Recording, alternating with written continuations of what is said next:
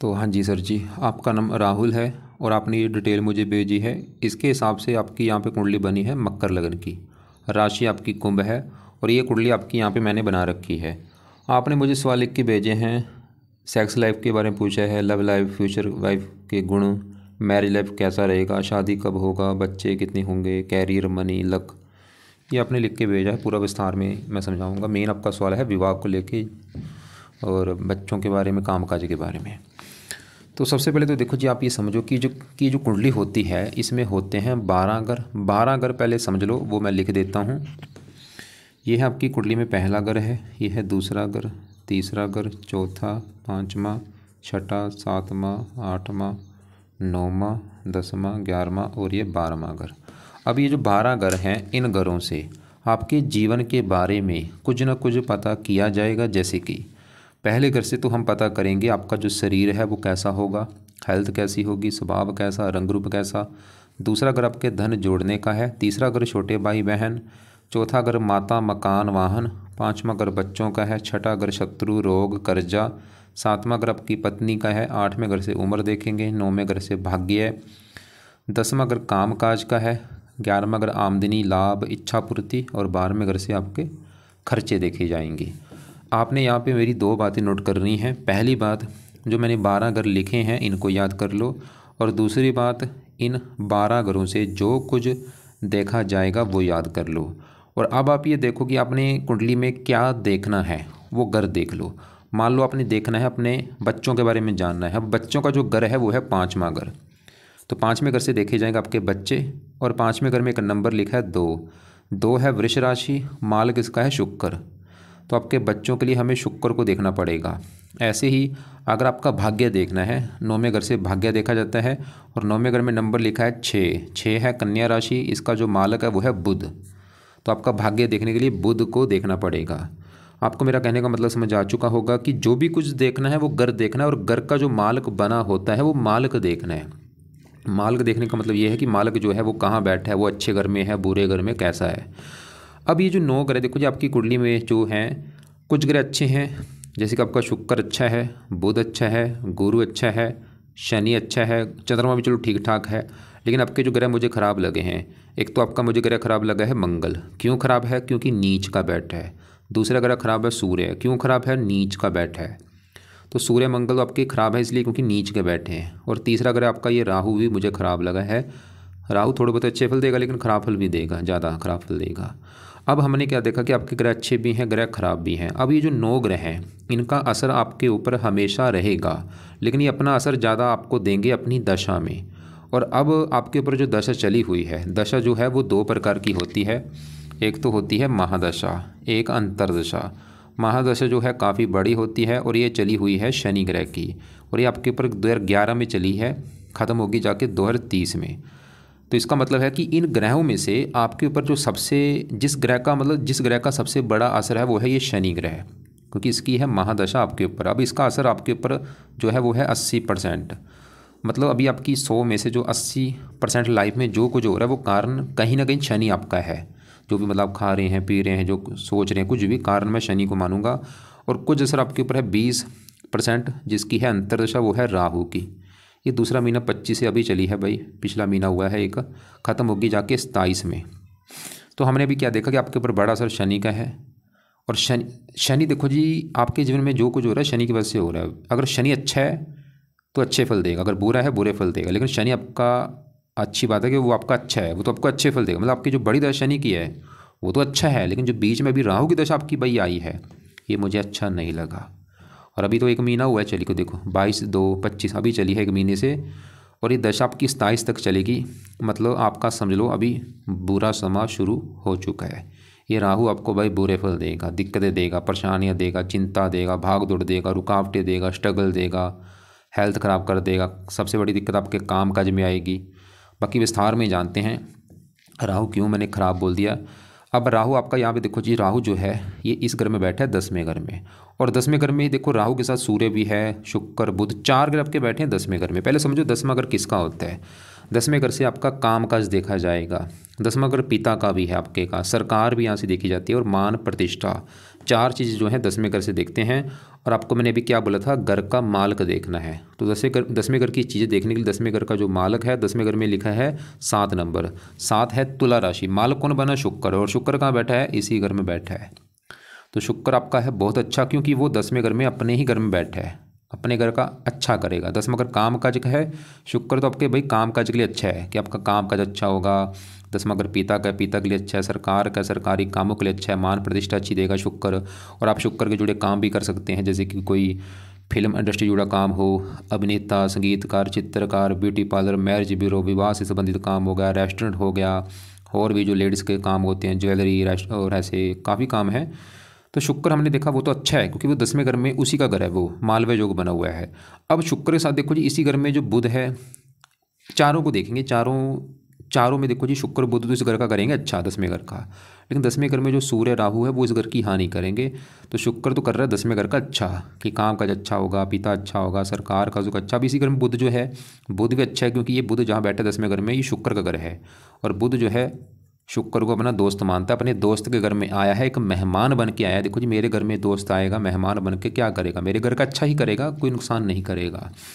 और बुध वैसे भी इस कुंडली में योग कारक, बुध का अपना जो घर है ये 9वें घर से भाग्य देखा जाएगा।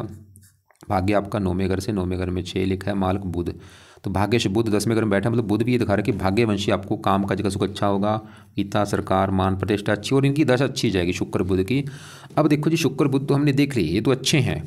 लेकिन साथ में जो सूर्य राहु की अगर बात करें, पहले मैं सूर्य की बात करूँ, बड़े लेवल पे आपका भाई सूर्य मुझे खराब लगा है। कई कारण है, 2-3 कारणों से सूर्य खराब है।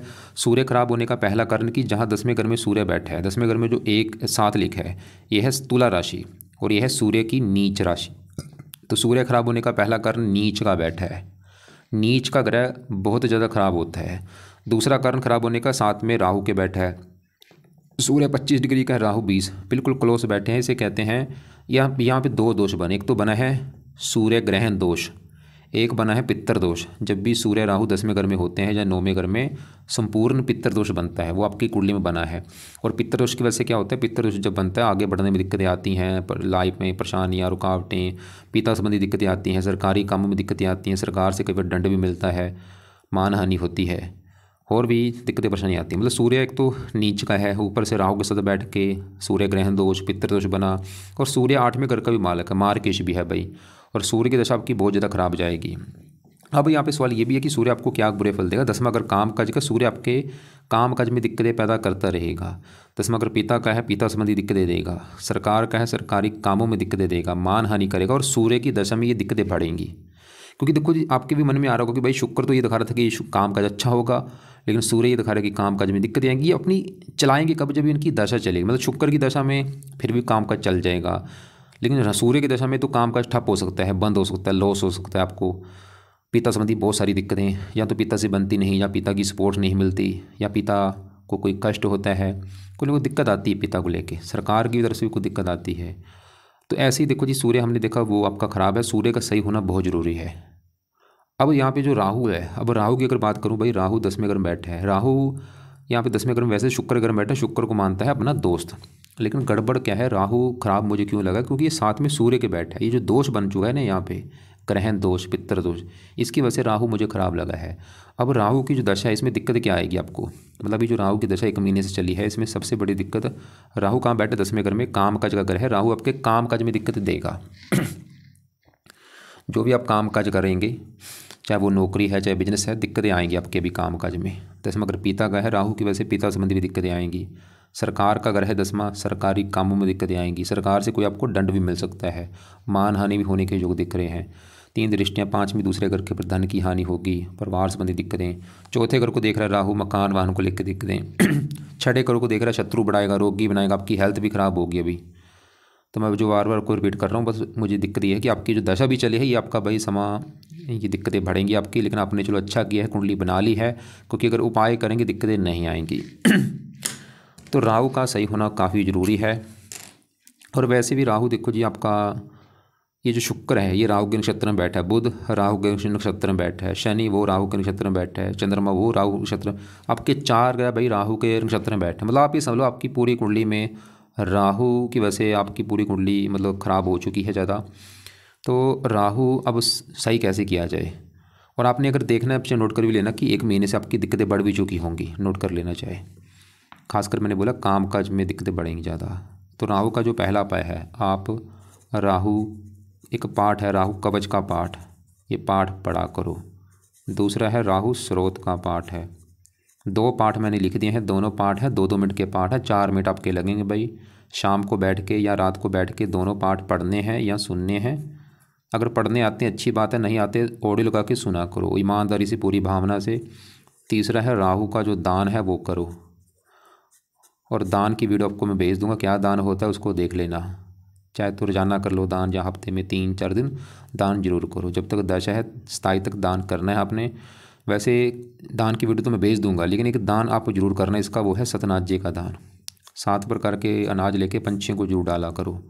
चौथा उपाय जो है, राहु क्या है, एक दानव ग्रह है, इसके जो देवता होते हैं वो शिव जी हैं।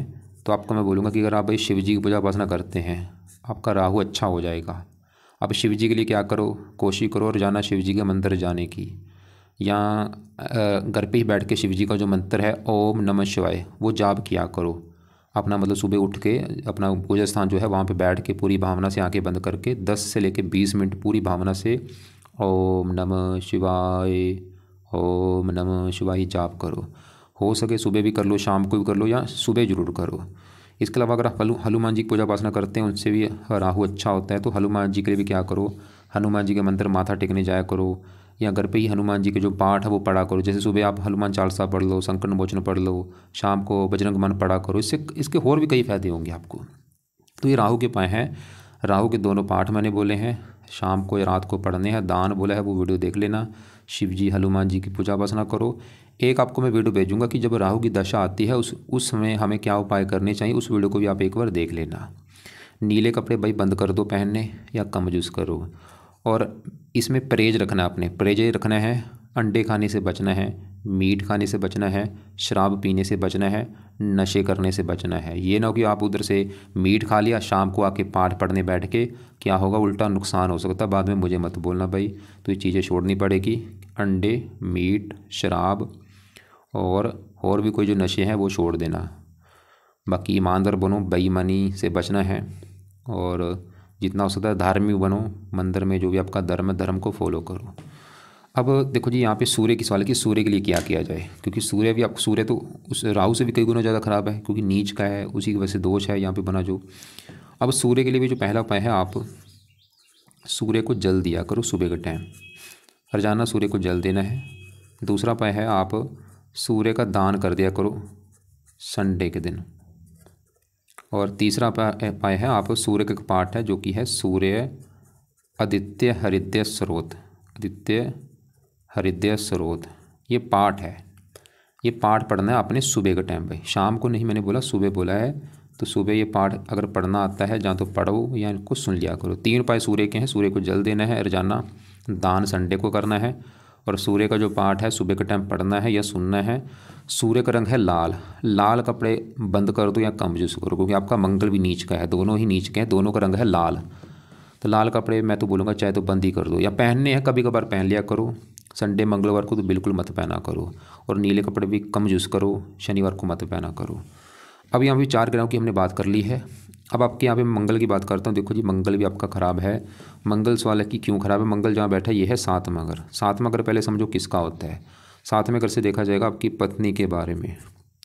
अगर सवाल आपका है पत्नी को लेके, पत्नी कैसी होगी, पत्नी का सुख कैसा है, पत्नी का घर कौन सा है, सातवां। और आपको मैंने भी बोला था कि घर का मालक देखना है। तो सातवें घर में देखो जी 4 लिखा है, 4 है कर्क राशि, मालक है ये चंद्रमा। तो आपकी पत्नी के लिए हमें चंद्रमा को देखना पड़ेगा कि चंद्रमा अच्छा है या बुरा है। और चंद्रमा के अलावा 7वें घर में कौन बैठा है, मंगल। मंगल को भी देखना पड़ेगा। कम से कम 2 ग्रह देखने पड़ेंगे पत्नी के बारे में जानने के लिए। तो पहले मैं मंगल की बात करूँ तो मंगल जहाँ बैठा है 7वें घर में, वहाँ पे जो 4 है कर्क राशि में नीच का बैठा है। तो मंगल आपका भाई क्यों खराब है, क्योंकि नीच का बैठा है। क्या खराब फल देगा, कहाँ बैठा है, 7वें घर में, पत्नी घर में नीच का बैठा है, तो 7वें घर को खराब कर देगा।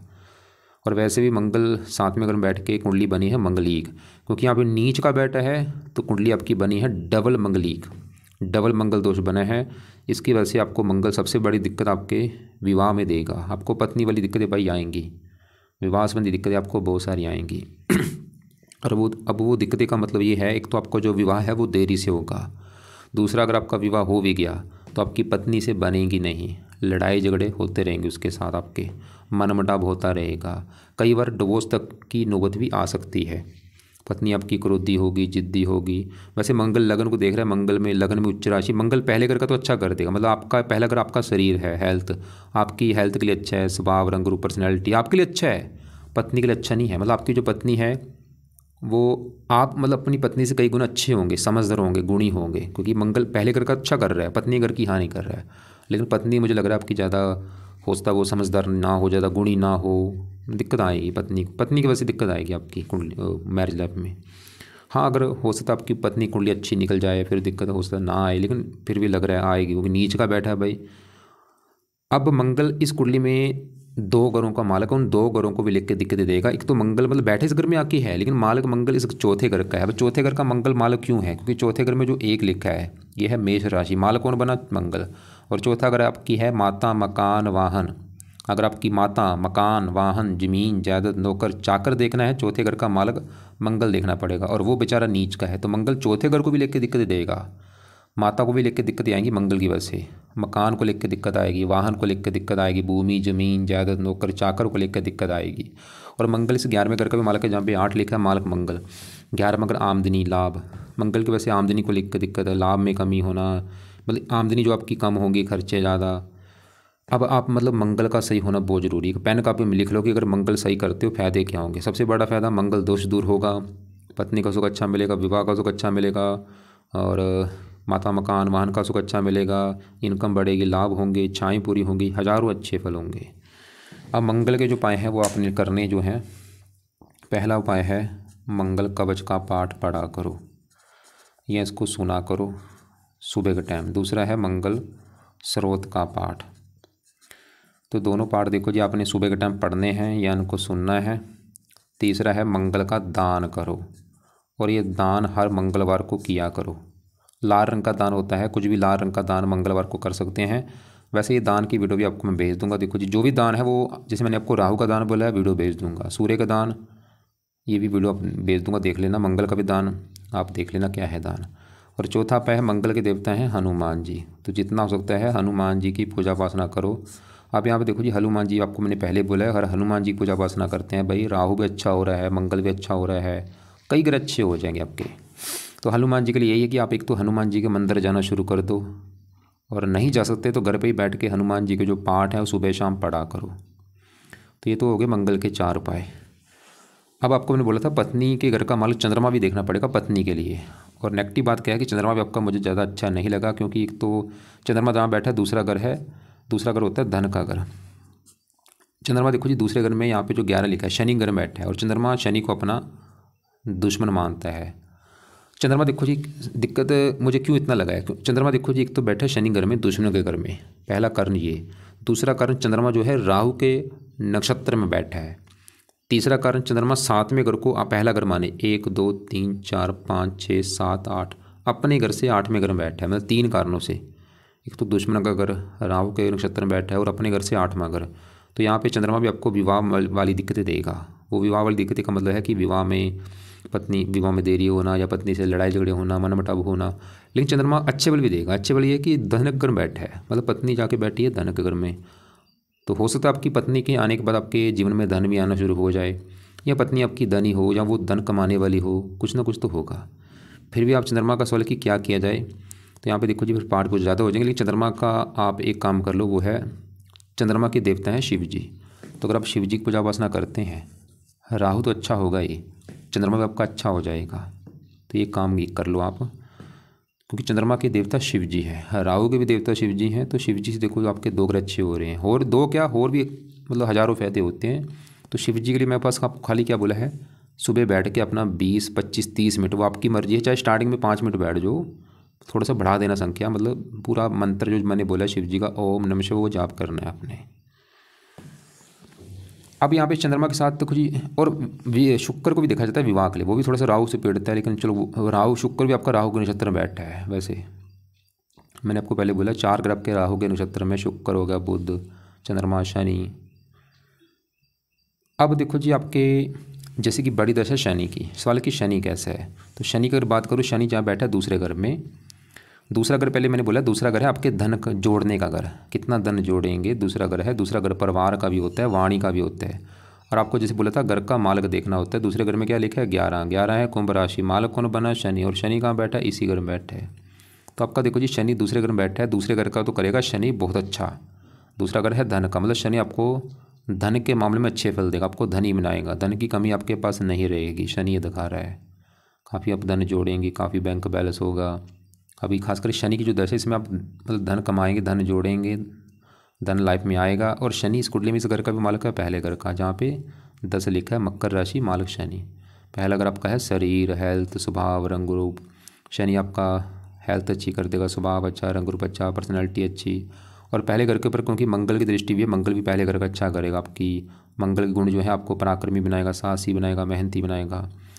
देखो जी, तो अभी मैंने क्या बोला कि शनि की जो दशा है ये आपके शरीर के लिए अच्छा है, हेल्थ स्वभाव के लिए अच्छा है, धन के लिए अच्छा है। लेकिन शनि का बुरा फल शनि भी देगा, वो है इसकी तीसरी दृष्टि पड़ रही है चौथे घर के ऊपर, यहाँ पे है नीच राशि। और चौथा घर है माता, मकान, वाहन। शनि आपको माता, मकान, वाहन इनको लेकर दिक्कतें पैदा कर सकता है। चौथे घर में देखो जी केतु भी बैठा है, वो भी आपको माता, मकान, वाहन को लेकर दिक्कतें देगा। और चौथे घर का मालिक मंगल भी नीच का बैठा है, मंगल भी चौथे घर को लेके मतलब आपको माता, मकान, वाहन इनको लेकर कोई दिक्कतें परेशानियाँ लाइफ में आ सकती हैं। बाकी देखो जी शनि का भी आप 1-2 उपाय जरूर करो। क्यों करना है, ताकि जो दशा चली हुई है ये आपकी और अच्छी जाए, और इसका जो थोड़ा सा बुरा फल मैंने बोला है चौथे घर को लेके वो आपको ना मिले। तो शनि के उपाय जो आपने करने हैं यहाँ पर, चलो आपको, तो शनि का जो पहला उपाय है, आप शनि मंदिर जाना शुरू कर दो। हर शनिवार को जरूर जाओ भाई, नियम बना लो। हाँ, अगर आपके घर के आसपास शनि मंदिर है मैं तो बोलूँगा रोजाना जा सकते हो, दूर है तो शनिवार को जरूर जाओ। दूसरा उपाय है आप शनि चालीसा का पाठ पढ़ा करो। ये पाठ आपने पढ़ना है या सुनना है रात के समय, घर जाना पढ़ लो या सुन लो, 2 उपाय फिलहाल कर लो। मंदिर जाना है और शनि चालीसा पढ़ना है या सुनना है रात के समय। तो आपके अभी जो ग्रह हमने देखे हैं, हमने आपके 4 ग्रह जो देख चुके हैं, सूर्य, राहु, शुक्र, बुध, मंगल देखा, और आपका चंद्रमा देखा, शनि देखा। चौथे घर में जो केतु है चौथे घर को लेकर थोड़ी सी दिक्कतें देगा, जैसे कि चौथा घर माता का बीमार होना या माता से मनमुटाव होना। चौथा घर मकान का है, वाहन का है, उनको लेकर दिक्कतें आना। और कई बार चौथा घर जन्मभूमि का है, केतु जन्मभूमि पर टिकने नहीं देता, जन्मभूमि से दूर भी जाना पड़ता है। केतु का जो दान है, कुत्तों को रोटी डाला करो, ये एक उपाय लिख लो आप, कुत्तों को रोजाना रोटी डाला करो। और यहाँ पे गुरु आपका चलो अच्छा है, ये 11वें घर में बैठा, घर भी अच्छा है। और यहाँ पे मंगल की राशि है मित्र राशि, आमदनी, लाभ, इच्छाएं पूरी फिर भी करता रहेगा। तीसरे घर का मालिक है, खुद की मेहनत के बल पर आप मतलब धन कमाएंगे, अपनी इच्छाएं पूरी करेंगे। गुरु देखो जो आपका एक अच्छी बात है यहाँ पे निकल के आई, गुरु की 3 दृष्टियाँ होती हैं। 5वीं यहाँ पे अपने घर के ऊपर, 7वीं यहाँ पे संतान घर के ऊपर पुत्र का योग लेके वैसे बैठा है। 9वीं पड़ेगी 7वें घर के ऊपर, यहाँ पे है उच्च राशि। मतलब मंगल आपका, जैसे मैंने बोला था मंगल आपका है खराब क्योंकि नीच का बैठा है भाई, मंगल के ऊपर पड़ रही है गुरु की दृष्टि। और यहाँ पे एक योग बना है नीच भंग राजु, वैसे यहाँ पे ज़्यादा लागू होगा नहीं क्योंकि गुरु बल ही नहीं है उसमें, 0 डिग्री का बैठा, अस्त बैठा है। अगर गुरु आपका बल लेके बैठा होता, अस्त ना होता, फिर तो नीच भंग राजु ज़्यादा लागू होता। फिर भी थोड़ा सा लागू तो जरूर होगा। मतलब मंगल के जो बुरे फल अभी मैंने बोले हैं आपको कि पत्नी से लड़ाई झगड़े, तलाक वगैरह ऐसी चीज़ें जो भी बोली हैं, वो समझ लो बुरे फल जो है कम हो रहे हैं इस गुरु की वजह से। बाकी देखो जब भी जैसे राहु की दशा आपकी छोटी दशा चली हुई है, इसके बाद आपकी गुरु की दशा आएगी, वो फिर भी चलो अच्छा। लेकिन गुरु आपका जैसे मैंने बोला 0 डिग्री है, अस्त है। इसके लिए क्या किया जाए, इसका आप मंत्र जब करना, लेकिन अभी रहने दो क्योंकि फिर पाठ कुछ ज़्यादा हो जाएंगे। इसका मंत्र आपने करना है जब गुरु की आपकी चलेगी दशा आगे, उस समय इसका मंत्र कर लेना। फिलहाल देखो जी अभी सबसे ज़रूरी उपाय हैं आपके राहु ग्रह के, क्योंकि इसकी है दशा, और ये मैंने आपको बता ही दिया, ज़्यादा अच्छा नहीं लगा। बाकी क्योंकि जो सवाल के हिसाब से भी उपाय होते हैं, आपने सवाल क्या बोला है कि भाई मेरे विवाह के बारे में बताओ, मैंने बोला मंगल आपके विवाह घर में बैठा, पत्नी घर में, तो वो दिक्कतें दे रहा है। तो अगर आप चाहते हैं विवाह का सुख मिले तो मंगल को सही करो, और मंगल के लिए मैंने यहाँ पे उपाय आपको बता दिए हैं। और सूर्य आपके काम काज के घर की हानि करेगा, दोष जो बने हैं दोष सही करना पड़ेगा अगर आपको आगे बढ़ना है। तो कुल मिला के मतलब एक तो राहु के उपाय जरूरी हैं जो कि यहाँ पे मैंने लिख दिए हैं, सूर्य के उपाय हैं वो भी जरूरी हैं वो भी लिख दिए हैं, मंगल के उपाय जरूरी हैं वो भी लिख दिए हैं।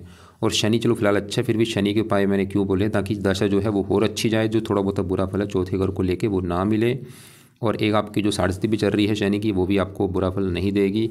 क्योंकि 7.5 भी शनि की होती है। तो शनि के लिए शनि मंदिर जाना है, शनि चालीसा। तो ये पाठ भाई, ये जो उपाय हैं ज़रूरी हैं आपके लिए।